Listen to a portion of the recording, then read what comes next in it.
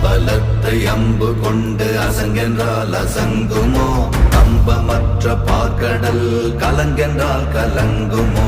இன்பமற்ற யோகியை இருளும் வந்து அணுகுமோ செம்பொன்னம்பலத்துளே தெளிந்ததே சிவாயமே ஓம் நமச்சிவாய ஓம் ஓம் நமச்சிவாய ஓம் நமச்சிவாய ஓம் ஓம் நமச்சிவாய ஓம் நமச்சிவாய ஓம் ஓம் நமச்சிவாய ஓம் நமச்சிவாய ஓம் ஓம் நமச்சிவாய